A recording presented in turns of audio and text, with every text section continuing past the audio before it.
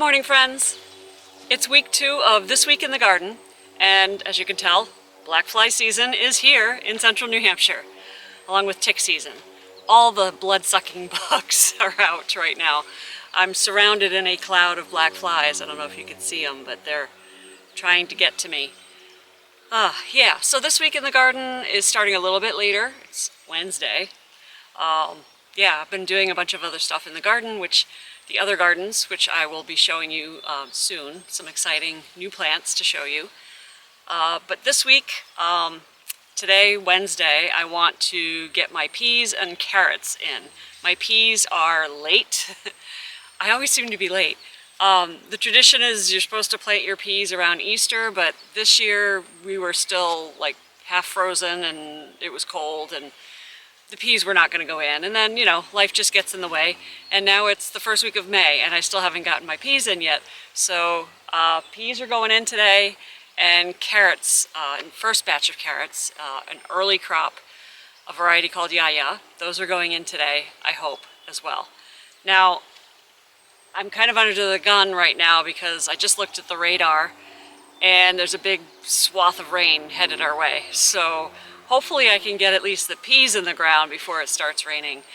But ideally get both in the ground so that they can get watered in without me really doing anything. We'll see. So I'm going to get cracking and get to work. Before I get into it, I need to come down here on the fruit row and show you this pear. Just notice this. Look at all these lovely blossoms on the pear. This is a 4 variety pear, so I have 4 different varieties grafted onto one trunk. And it looks like all varieties have flowers this year. So that'll be interesting to see if we get any pears this year. This branch here, which is the Bartlett, this one right here, has a ton of them. Now, once these flowers go by and I can tell, you know, which fruit got pollinated, I will definitely thin these down. We don't want all of the pears to be, you know, in this bunch to ripen. We'll probably narrow it down to like 1, maybe 2 pears in that cluster. But for now, I'm just going to enjoy the flowers. Aren't they pretty?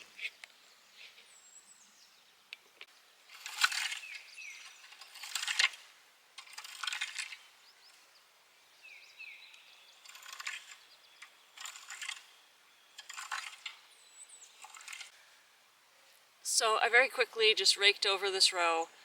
Ideally, I wanted, in an ideal world, I want to add compost to the top of this, but I don't think I have time before the rain comes. I want to just try to get seeds in the ground, and I can come back later after it rains and put just a layer of compost over the top. Not as critical with peas because they fix their own nitrogen, but the soil is looking a bit flat and tired, so I definitely want to get more material on top of this eventually, but for now I'm just going to stick seeds in the ground. I raked it over and then I came back with my rake handle and just dragged 2 furrows about, I don't know, 6 inches apart, about as far as I thought I might want to plant peas today. There's no science to this really, just doing it by feel, wing, you know, flying by the seat of my pants here. So yeah, I'm going to sow a double row of peas, and then I'm going to come back probably right after these sprout and put some posts in here. Haven't decided if I'm going to do the traditional fencing that I usually do, because that's a lot of work. I may just do some posts and then string to hold them up, but these definitely need support. This is a variety, Sugar Snap from Johnny's, the organic variety. They grow very tall and they tend to flop over. So definitely going to need support. But for now, let's just get these in the ground.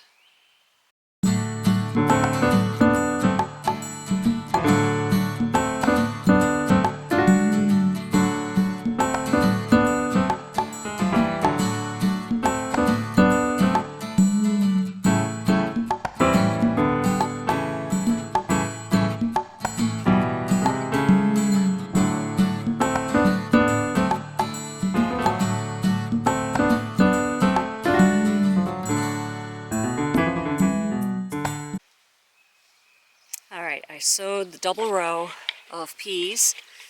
I dropped them in maybe about 2 inches apart, just eyeballed it. And then this actually, those rocks mark the transition between 2 different packages of the sugar snap peas. I just like to see if there's any difference in age with germination and performance. And then further down the row here, with these rocks, I found some avalanche sugar snow peas. So I put those in the ground as well. They're a couple of years old, but we'll see what happens. I struggle with snow peas, getting them growing and going before the really hot humidity of like June hits, where they then all of a sudden just turn into shoe leather. But we'll try again. We'll see. So now I'm just going to cover these furrows up, get them tucked in.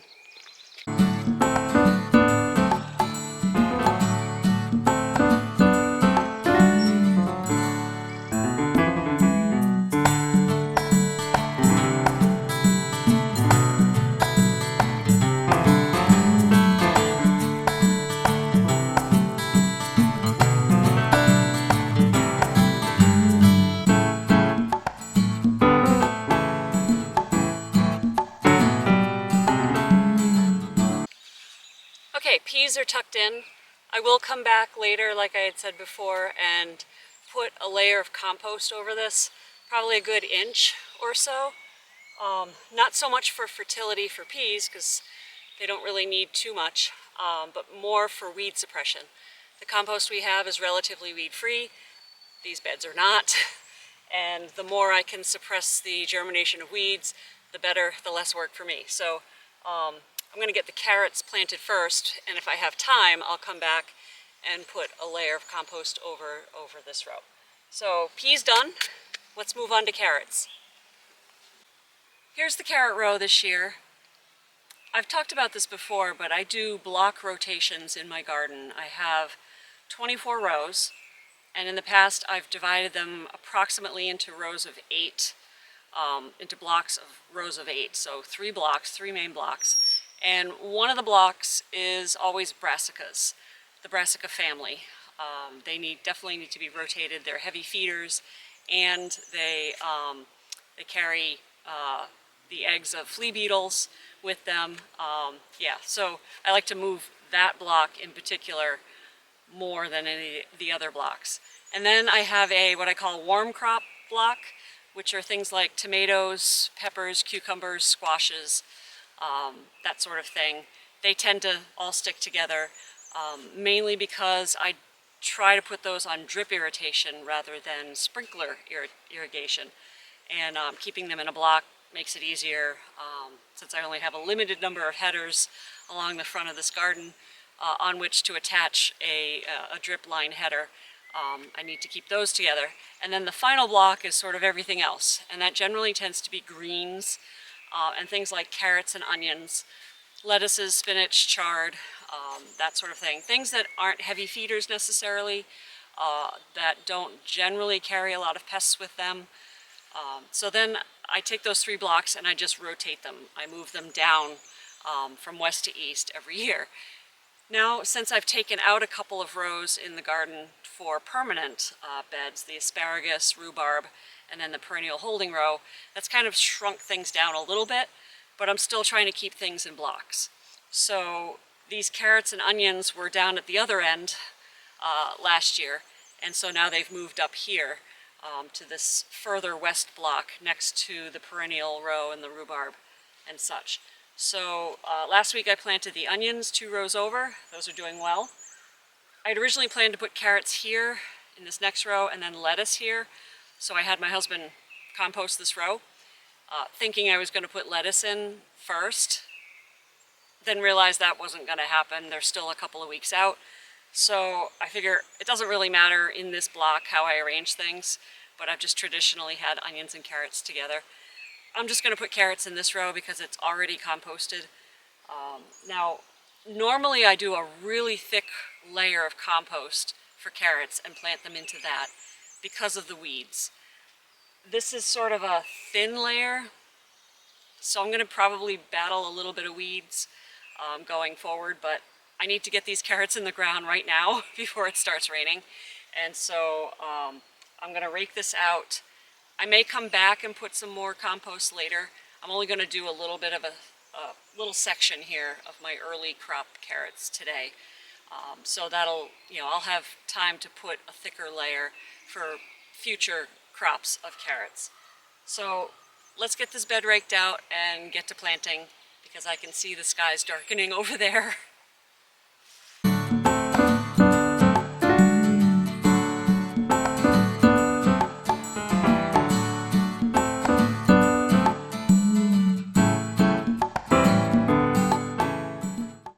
I've got my bed prep rake here, which has these little pieces of red plastic tubing that I can move around on the different tines to use as row markers.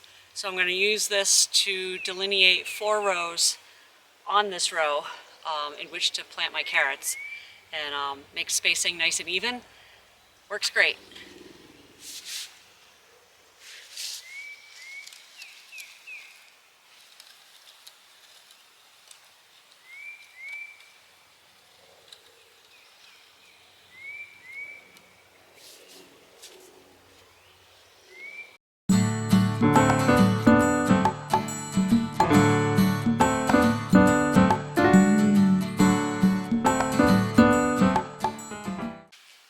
Well, good morning. It's now Friday and a beautiful day, bright and sunny, and it's just cool enough that the black flies haven't fully come out yet. They're starting to, so I'm gonna make this part quick. I'm in the asparagus row, and aside from the disaster of weeds that you see before you, we do actually have some really nice spears, so I'm gonna cut some really quickly. There are some that have already kind of exceeded the length at which I like to cut them. They're starting to bloom a little bit. So I'm gonna skip the taller ones, but I think there are still enough to have a good bunch for dinner, so I'm gonna cut them.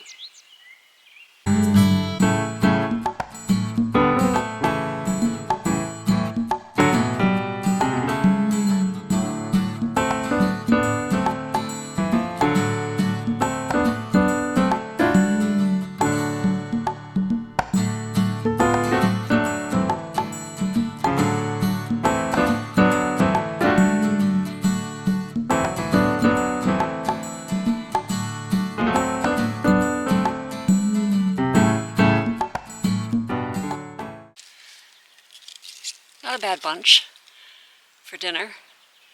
Now this is probably the last bunch that I'll take from this patch. I'm still trying to let it recover from its being transplanted, I think 2 years ago.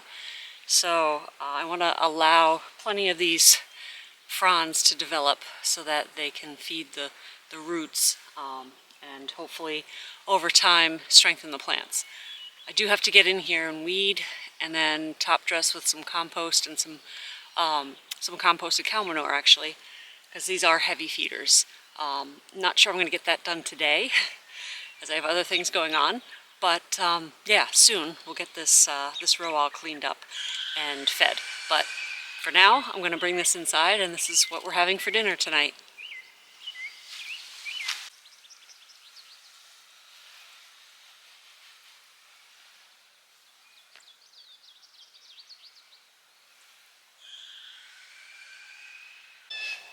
Well, just like that, the week is almost over. It's Saturday, and I'm out here taking care of another little task before the rain, which is imminent.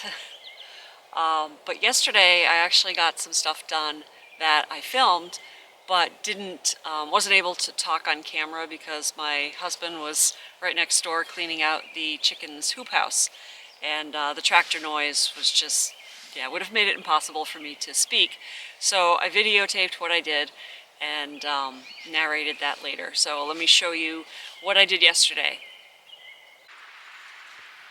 In this row, I'm going to be planting the first planting of arugula, as well as a mix of brassica greens, different types of greens, all together in one seed mix. In order to do that, I have to spend quite a bit of time preparing the row surface in order to be able to use a 6-row seeder that I'll show you a little bit in a little bit. In order for that to work effectively, the row has to be nearly perfect in consistency, flatness, texture. It really takes a little bit of extra effort to get this row just right, but it's worth it in the end, and you'll see why. After I've raked it out, at least initially, and removed all the rocks, I come back in and put a nice layer of compost on top. This not only feeds the plants, but helps cut down on weeds. These are going to be baby greens, and they don't compete well with weeds. Again, spending more time spreading this compost, it really is kind of a labor-intensive process to get this compost spread just so. I have to make sure all the clumps are broken up and that the bed surface is flat and wide enough for 2 passes of the 6-row seeder.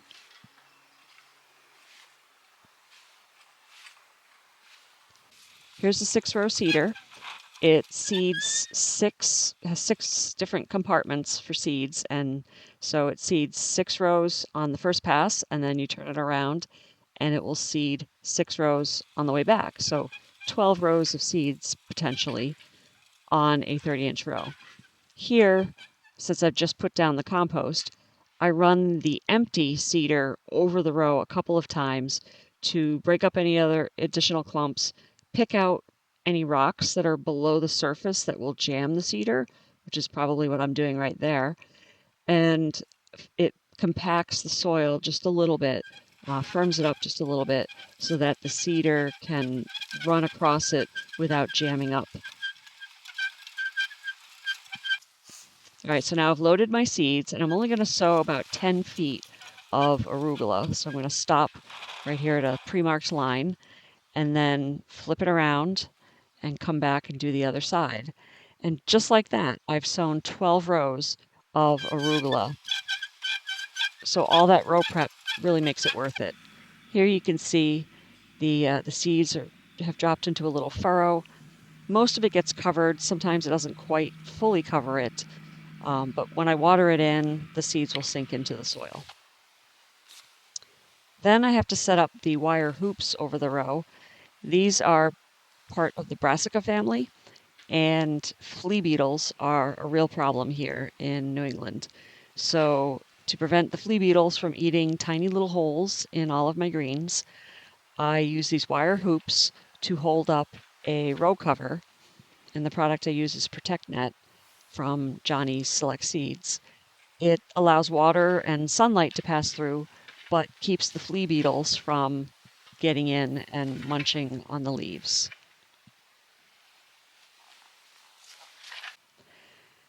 After I did the first set of hoops, I realized I forgot to sow the radishes that I intended to put right after the 2 sections of green. So I'm just tapping in some radish seeds. These are French breakfast radish, I believe.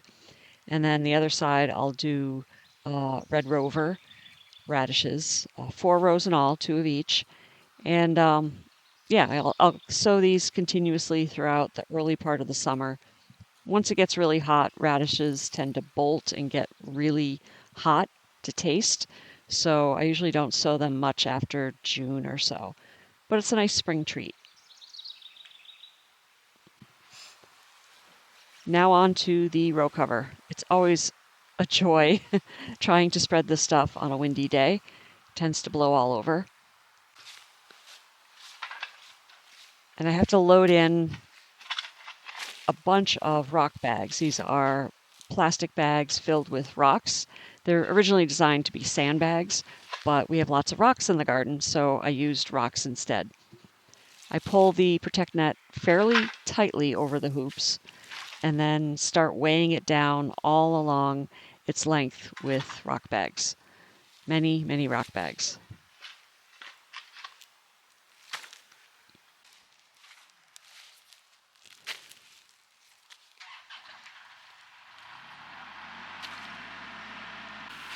Then I water everything in. The Protect net allows water to pass through without any issues, so watering is not a big deal. I will be setting up a sprinkler system for this area, but I haven't done that yet. It's not really worth it for me to set it up just for, 20 feet, less than 20 feet of one row. Once I get a few more things planted, I will set up the sprinkler system, and it's a much more efficient way for me to water these.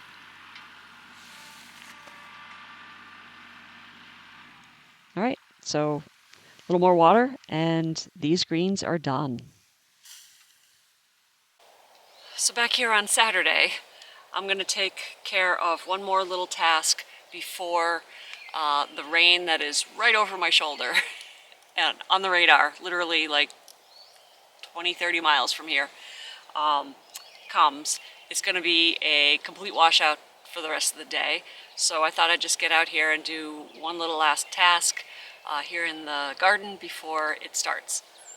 Now, my fruit trees, my Espalier fruit trees, I had tied in with some string, some twine, last fall, and promised you that I was going to show you this new cool tying material that I bought later, and of course I forgot.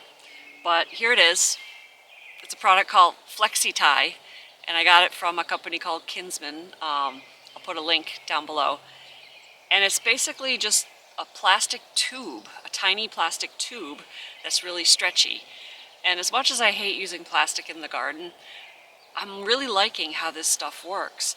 It's flexible, so when you tie it onto a tree branch, it can flex with the wind, and it can expand. If you tie it just a little bit too tight, it can expand as the branch grows. But what I really like about it is I can reuse it, I can untie it and reposition it, and it won't just rot away, which is the problem with using twine. So I'm going to go through my Espalier trees here and replace the jute twine that I had used with this tubing material. And yeah, figured that's something I can knock off pretty quick. So here's a spot where I've got some jute.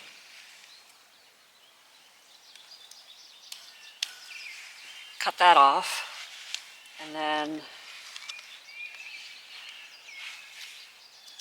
take a piece of the tubing and just replace it.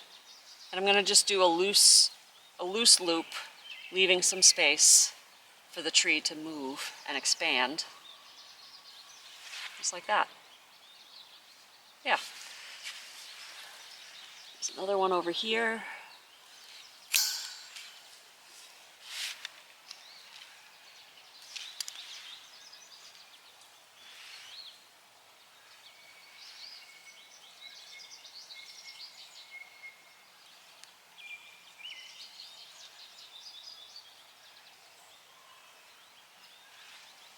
There. So further down this espaliered row of fruit trees, I've got a brand new Macintosh apple that I just planted this year, and I'm going to start training it onto the fence. It's going to be a process. I'm not going to be able to get this all perfect in one go, but I'd like to get some of these branches started horizontal onto the fence, and start the general shaping of the tree. So one of the first things I'm going to do is tie this tree to the fence, tie the trunk to the fence, to help guide the branches up against the fence, and also stabilize the trunk so that it doesn't move around as much in the wind. First, I've got to get rid of this tag.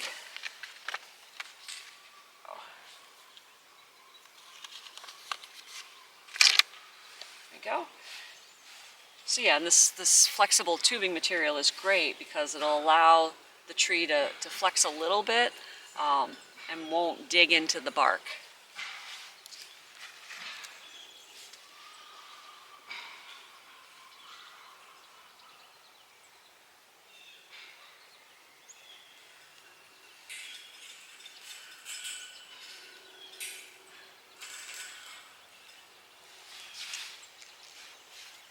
And I'll do another one up here.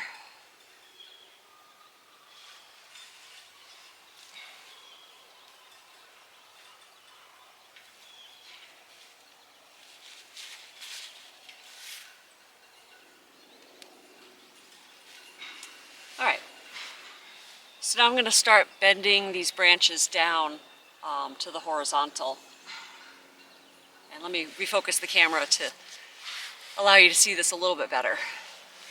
So I'm going to start on the right side of the tree, and I've got several really nice branches that are already coming out kind of in the perfect spot.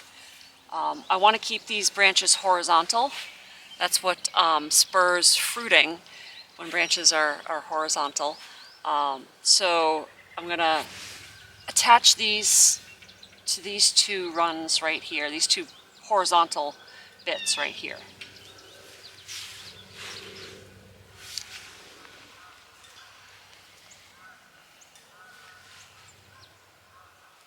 I'm going to attach it in a couple of different places to make sure, you know, just one of these ties isn't taking all of the pressure of holding this branch down.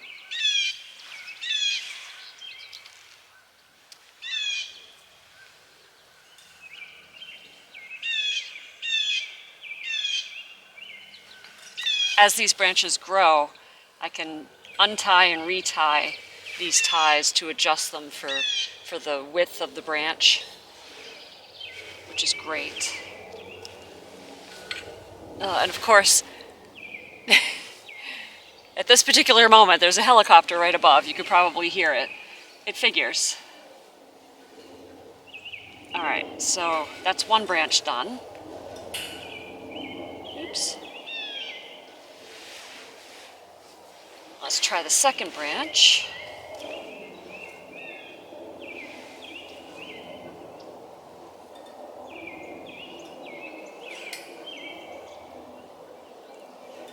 There. So I'm just going to continue tying that down. I'm going to do this branch here. I haven't decided if I'm going to keep this little branch yet or not. That might go. We'll see. On the left side of this Macintosh, I have fewer branches, but this one will bend nicely here, and this one seems like it will work right there, or maybe up here. I haven't decided yet.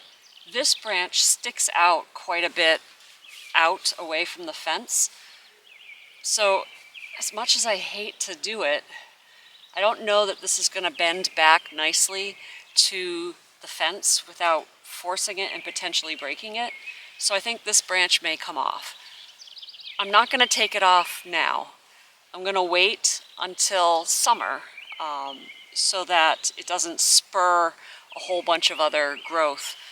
Pruning in the winter, early spring before it really comes out, leaves out, actually spurs growth of branches. So if you want more branches, you prune late winter, early spring. If you want to impede growth or slow growth down, you prune right around the solstice in late June, and that way you don't get a flush of growth of branches near the spot where you just cut. So yeah, I'm going to wait for that, but I think I'm going to tie this one down, and then these upper ones, let me just refocus the camera. The upper part of the tree has this Y fork here, which is not ideal, but it's at least in the right plane. And the branches are quite thick, so I think I'm going to be able to get this branch to go here without too much bending, and then possibly get this branch, this one's a little thicker, get this branch to go here. So let me do some tying, and I'll come back in a second. Okay, I think I'm done. I've got this mostly tied to the fence. As you can see, I've got, what is it, 1, 2, 3, 4, 5 branches on the right side. I managed to get this branch to tie to the fence. And then over here, I've got 1, 2, and 3 branches. And unfortunately, this branch coming out here is probably going to have to go. As you can see, it sticks out quite a bit from the fence. So not going to cut it now, and it'll give me time to think about it, about whether or not I want to try to force this back to the fence, but I'm thinking it's probably going to go. So, not too bad.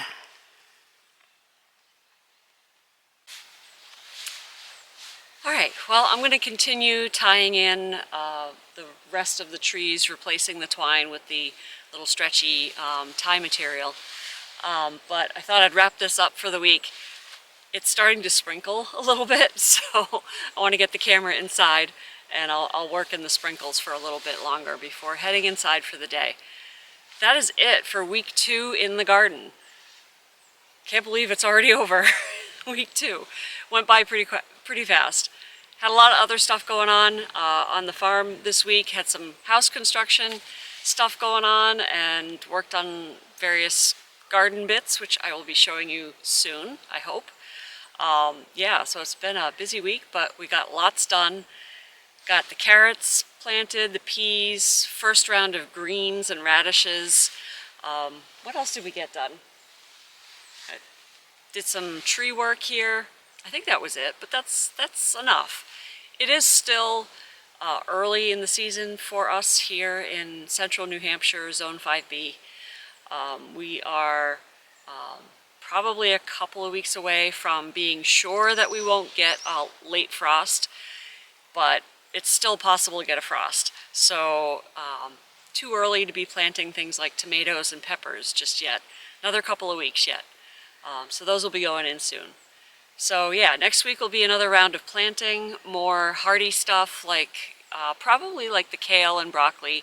Those are coming along really nicely in the greenhouse, and hope to get those out next week. We'll see. So thank you for joining me here in week 2, and hope to see you back next week for week 3. Take care. Bye.